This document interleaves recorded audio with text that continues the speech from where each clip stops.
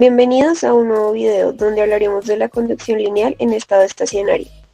En este video te llevaremos a nuestro laboratorio para demostrar el fenómeno de la conducción lineal en estado estacionario. Usando el equipo HT11, realizamos un experimento con latón y aluminio para entender cómo el calor viaja a través de los materiales sólidos y por qué algunos metales son mejores conductores que otros. Aprenderemos a comprender la ley de Fourier de la conducción de calor, ver la diferencia en la conductividad térmica de dos metales y analizar la transferencia de energía a nivel molecular. ¿Alguna vez te has preguntado por qué el mango de una cuchara se calienta cuando revuelves una sopa caliente? La respuesta a la pregunta es la conducción de calor. Es la transferencia de energía térmica por contacto directo entre partículas, fluyendo desde una zona de mayor temperatura a una de menor temperatura, sin que haya un desplazamiento masivo de materia.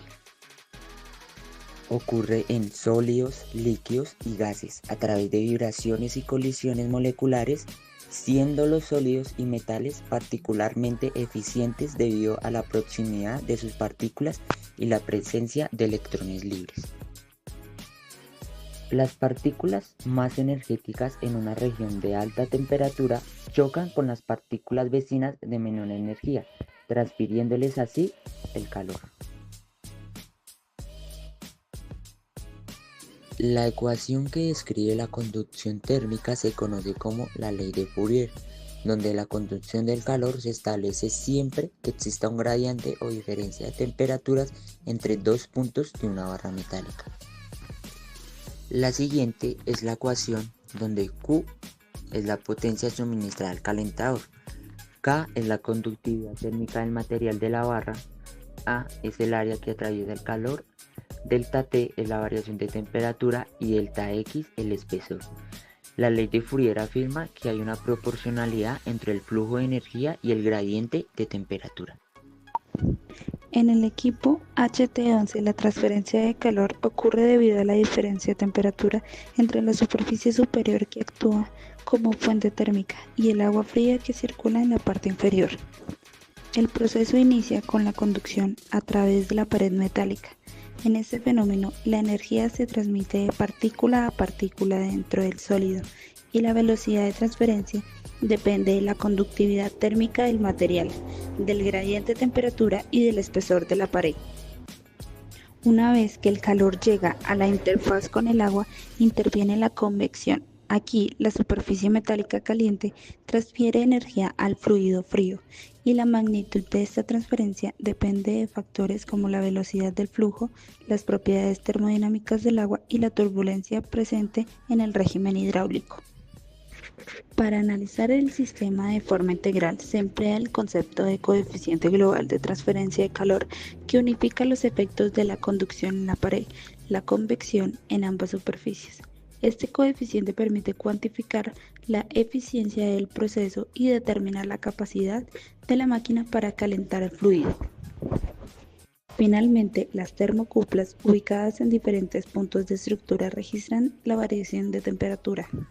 Estos datos experimentales no solo permiten verificar el comportamiento real del equipo, sino también comparar con los modelos teóricos, garantizando un control preciso del proceso térmico. Objetivo 1. El camino recto del calor. Conducción lineal. Nuestro primer objetivo era entender la transferencia de calor en su forma más fundamental, la conducción lineal en estado estacionario. Antes de tomar cualquier dato, tuvimos que alcanzar el estado estacionario. ¿Qué significa esto? Imagina que enciendes el calentador. Al inicio, toda la barra absorbe calor y la temperatura sube sin parar. Estado estacionario significa que esperamos hasta que la lectura de cada termocupla, desde la temperatura 1 hasta la temperatura 8, se mantenga estable y sin cambios con el tiempo. Es decir, el calor que entra al sistema es exactamente igual al calor que sale por el sistema de enfriamiento. Solo en este punto, el flujo de calor es constante a lo largo de toda la barra. Una vez en estado estacionario, observamos la distribución de temperatura. Si el calor fluye solo a lo largo del eje de la barra, cuando graficamos la temperatura contra la posición a lo largo de los 75 milímetros de longitud, la curva debe ser una línea recta descendente. La ley nos dice que el flujo de calor es directamente proporcional al gradiente de temperatura. Es la forma en que el material gestiona el calor. disminuye de manera uniforme a lo largo de su longitud para mantener ese flujo de energía constante. El latón cede su calor de forma predecible. Objetivo 2. El poder de un flujo de calor mayor. Para nuestro segundo objetivo, queríamos demostrar el efecto de cambiar el flujo de calor en la barra, tal como lo establece la ley de Fourier. Comparamos dos experimentos con la misma barra de latón. En el experimento A, el 40% y el experimento B, al 80%, es decir, duplicamos la potencia de entrada. Dado que el material, el área y la distancia se mantuvieron constantes, si el flujo de calor aumenta, solo hay una forma de compensarlo. El gradiente de temperatura debe volverse mucho más pronunciado. Los resultados lo confirman. En el experimento A, la diferencia de temperatura total fue de 25.8 grados Celsius. En el experimento B, la diferencia de temperatura total se disparó a 68.9 grados Celsius. Esto no solo significa que toda la barra está más caliente, sino que el gradiente es mucho más empinado. El material de latón, con su conductividad fija, necesita una fuerza impulsora mucho mayor para lograr mover un flujo de energía 4 veces superior. Objetivo 3. La huella de la conductividad. Llegamos al objetivo central, determinar la conductividad térmica de nuestros materiales. Este valor es la huella térmica que nos dice intrínsecamente que también un material permite el paso del calor. Para el latón, obtuvimos una conductividad de 152.28 watts sobre metros por grado Celsius, en una barra de 13 milímetros de diámetro, mientras que para el aluminio fue de 46.3 watts sobre metro por grado Celsius, en una barra de 25 milímetros de diámetro. Nuestros valores están notablemente desviados del valor teórico, especialmente el del aluminio. La conductividad del latón debería de estar entre 110 y 128 watts sobre metro por grado Celsius, y la del aluminio en 180 watts sobre metro por grado Celsius. La razón principal es el choque entre la teoría ideal y la realidad práctica. La ley de Fourier asume que el calor fluye solo en una dirección y que no hay pérdidas. Sin embargo, en nuestro montaje, gran parte del calor suministrado se pierde por convección y radiación desde la superficie de la barra. El calor que realmente fluye por conducción es menor que el calor que medimos entrando.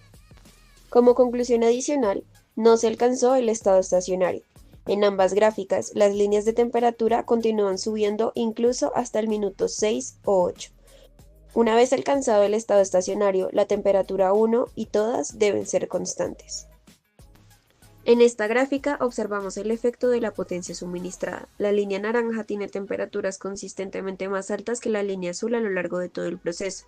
Un mayor flujo de calor resulta en una distribución de temperatura más alta en toda la barra, lo cual es consistente con la ley de Fourier. Para mover más calor a través de un mismo material y área se requiere un mayor potencial térmico. Y finalmente, en esta gráfica comparamos el comportamiento de los dos materiales bajo condiciones similares. Ambos materiales inician con un flujo mayor y potencia similar. Sin embargo, la temperatura 1 del latón se eleva más rápido y alcanza una temperatura final mayor que la del aluminio. Esto debido a que el latón tiene un diámetro reducido y una conductividad menor. La temperatura se eleva más porque su área es menor y su conductividad es menor a que la del aluminio. Esto provoca que el calor se acumule más fácilmente elevando T1.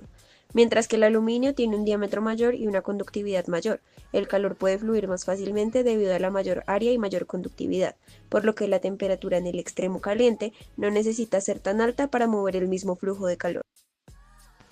Y con eso cerramos nuestro experimento sobre la conducción lineal en estado estacionario. ¿Qué nos llevamos hoy? 3 conclusiones. Confirmamos que en estado estacionario el calor fluye de manera perfectamente lineal a través de un material, como predice la ley de Fourier. Se demostró que si duplicamos la potencia de entrada, el material necesita una diferencia de temperatura mucho más grande para mover ese calor. Calculamos la conductividad térmica del latón y el aluminio, y aunque nuestras gráficas nos recordaron que en el mundo real existen las pérdidas de calor, entendimos que el aluminio, gracias a su alto K, mueve más energía. Este conocimiento no se queda en el laboratorio. Es la razón por la que tu computador tiene aletas de enfriamiento de aluminio para disipar el calor rápidamente, o por la que tu termo tiene aislantes de baja conductividad para evitar que tu café se enfríe. Si te gustó este experimento y aprendiste algo nuevo, por favor suscríbete, dale like y comenta. Gracias por acompañarnos en el laboratorio.